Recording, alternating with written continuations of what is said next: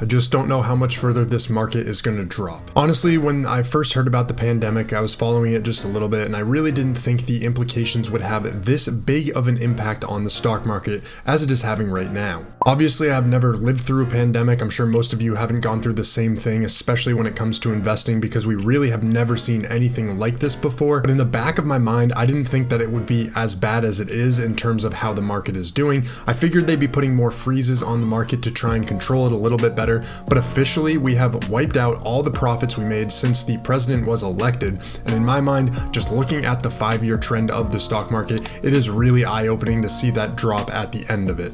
As a long-term dividend investor, obviously this isn't horrible news for me with what's going on in terms of my stock portfolio, but the news overall around the world obviously does affect me, and I feel deeply sorry for everybody that is involved who, has to suffer through the coronavirus. Hopefully that this little social distancing that's going on and quarantining that is happening, we're able to get past this and have the stock market bounce back up much higher than where it was before. So a message to my new subscribers out there on this channel, I talk a lot about investing in personal finance. So if those are some things that interest you and you're not already subscribed, make sure you click on that subscribe button and turn on the bell notification so you can be alerted when new content comes out. But in today's video, what I want to talk about is my $4,000 Robinhood portfolio, give you guys an overview of what's going on and how I've been investing lately.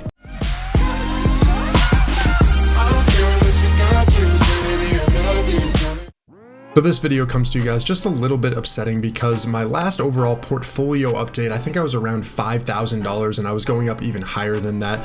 And right now, if you look in my Robinhood portfolio, we're down well over that $1,000 mark from that point in time. And we're sitting at $3,800, a little bit more than that. So obviously it's a little discouraging to see all the red, but I try not to let it get me down because there is a lot of different investing that I can do. I need to stick to my principles and I will prevail. My portfolio will bounce back. But over the past day, you can see I lost nearly $200. Over the past week, over $500. Over the past month, we're down $1,600. Over the past 3 months, we're down $1,600 as well. And then over the past year, $1,600. So not doing too hot in terms of my return right now on this portfolio for this challenge. But honestly, this is completely structured for the long term. I say it in all my videos. I'll say it again. I'm not looking to take this money out of this investment account for 30, 40, 50 years, and I really don't need to worry about where the market's at today. It just matters where it's going to be in the future. I'm sorry, I always say that, I always repeat it, but that is really the principle that I'm sticking true to my portfolio with, and I just feel like it's worth mentioning in all these videos. Sometimes it really doesn't help looking at the Robinhood interface where you have all of these notifications letting you know just how far down a percentage each stock is. So when I scroll through, I'm getting those notifications on my phone, the push notifications, and it's like, oh, this stock's down 6%, 7% today, when in reality, the way that I invest in my investment portfolio, it really isn't as volatile as some of those people who might be trading penny stocks, who might be day trading. What I do is structure it to have a less volatility, and that way it doesn't necessarily reflect the market as intense, and I can be more confident with my returns. Talking about my current strategy, what I've been doing is really trying to average my cost down on SPHD. You can see my average cost is $37.95 now. I think this was around $41, $42 before, so I'm doing it pretty effectively. The total cost right now for SPHD is $25.66. So I've really been trying to, put more money into this ETF in particular. I'm still only investing $100 a week. I really wish that I could up that amount that I'm putting into the stock market, but honestly, cash is such a huge position right now. It's really important because obviously you need cash. If something drastic were to happen, I were to lose my job, I need to pay off everything. I need to make sure that I have enough cash in order to tide me over for the next 6 months to a year. Right now I have that in my emergency fund, but honestly, what I'm looking to do is just kind of get more of a cash position anyway, because if I have more cash, then I'll be able to invest more when the stock prices continue to go down, if they go even lower than what they are now. And honestly, I do think that the market will get worse than what it is right now. I think more than likely that's going to happen, but you really never know when it's going to turn. You can't time the market perfectly. No one can do that. If they claim they can, they're just wrong. So really, you probably shouldn't be following or listening along to what they're saying. But now's the time where you need to get really strategic about your investments, where you're putting your money, and really think about your investment style. So what I did today, I actually picked up 2 shares of SPHD, and the other thing I did was buy a few shares of of Coca-Cola. Just want to get this cost down as well. You can see my average cost is $49.41. Everyone knows a lot about Coca-Cola. Really solid dividend paying stock. One of Warren Buffett's largest holdings. It's one that I really like being invested in, and it feels good to own a piece of that company. So cost right now $37.60. So hopefully we can drive that down just a little bit more. But really I want to go and get a lot more shares of Realty Income, because I feel like this is a great opportunity for a really solid dividend paying company. They've been increasing their dividends for such a long time. They're known as the monthly dividend company, and I've been talking to a few of you on the side who've been asking me questions about Realty Income, and I don't like to give my specific stock choices to you guys. I like to present you with my information, with why I'm investing in them. And a lot of you might ask for particular stocks, but honestly, I'm not qualified to be giving that information. I only like sharing, what I'm investing in, my moves, and I can't really tell you where to put your money. I'm not a financial advisor by any means, so make sure you do your own research. But what I want to do is just keep on getting Realty Income. This has always been one of my bigger holdings, and I want to keep it that way.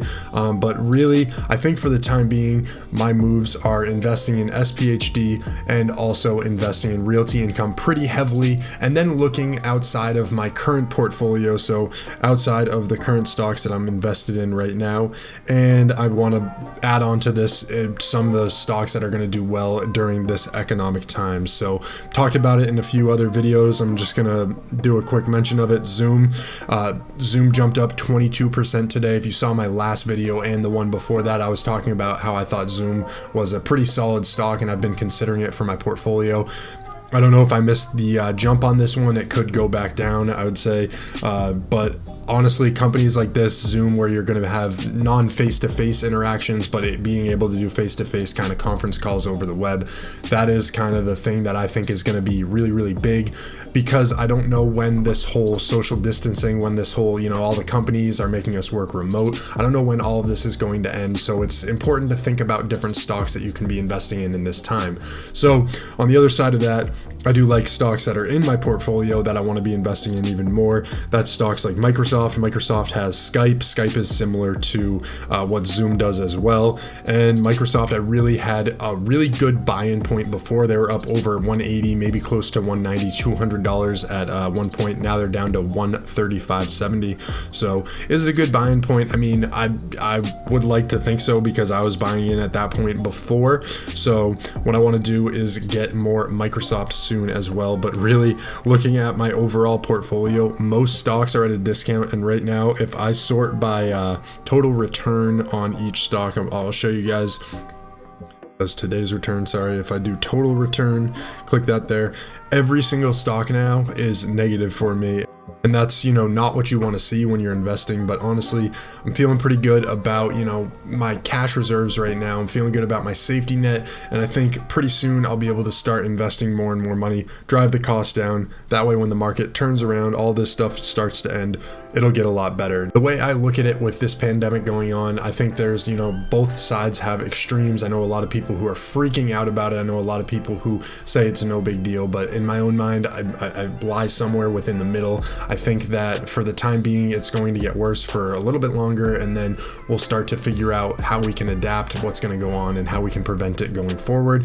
Obviously, I think there'll be some sort of cures developed for it. I know there's a ton of different companies out there that are working on figuring out how to deal with it, figuring out how to cure it. So that's really good. That's on our side. But really, I want to know what you guys are thinking about the market overall. I feel like I want to just keep throwing more and more money in, and I really can't help myself. I know I say that, hey, I'm only investing $100 every single week, but honestly, I find myself, just wanting to drive my costs down, and I just keep buying in. Now, the best thing about my $100 a week strategy, though, is that it really helps to dollar cost average my way in. So I didn't throw in $1,000 when the market had crashed that very first day, thinking it was going to end there, because the market, since the big first crash that we had here, it has dropped significantly. So I'm lucky where I didn't put all of my eggs into one one basket. I didn't think that was the bottom. I don't know when the bottom's going to be. I think that just helps emphasize it a little bit more.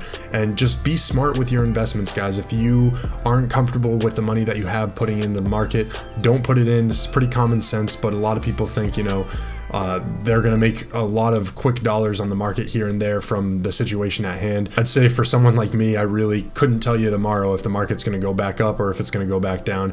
Typically, you see, nice rebounds or bounces when significant drops happen. But honestly, we haven't seen that in this situation. We've seen huge down days in the red, opens up again, down even further. So just keep that in mind. And I'd say stick to a long-term investing plan. If that's what you got going on, that is probably the best method for you to be using right now. One thing that is kind of hurting my portfolio just a little bit is I put out a video where I had invested $1,000 when the stock market was quite literally 3 days before this outbreak really started affecting it, really started to make it crash. So I was really truly investing at some of the highest points in the market. And in my mind, I probably should have taken that $1,000, spread it out weekly and evened it out just a little bit, continued the challenge, just upped it a little bit from there. Honestly, I felt like I had a whole Bernie in my pocket. I received a bonus from work and figured, hey, I'm just going to throw it into the stock market. And I decided to put it all in there, where it kind of goes against my, overall thoughts about investing, kind of trying to dollar cost your way in. So it really just goes to show how important timing the market is and how you can't really do it. You don't really know what to expect. So it does a lot of cases benefit you if you spread it out over time, because I know a lot of people, most people didn't really know that this virus thing was going to be such a huge issue and really came out of nowhere. So surprising, eye-opening. I guess I learned my lesson there, and moving forward, I think that if I have large sums of money to invest with, I'll probably space it out a little bit better. I know that overall $1,000 isn't really going to hurt me too much in my investment career, but for me right now where I'm sitting, it does hurt my portfolio. So I recognize that, and I hope that some of you can at least learn from that mistake that I had made. So overall, guys, I hope you're all doing well. I hope you're healthy. I hope none of this is affecting you too negatively. And I hope that we're going to see this bounce back relatively soon. Everything's going to get a grip and we'll continue moving forward. But until then, I'd say stick to your plan. Make sure you check out some of the other videos where I talk about my strategy if you're wondering what I'm doing. Anyways, guys, thank you so much for checking out this video. Have a great day.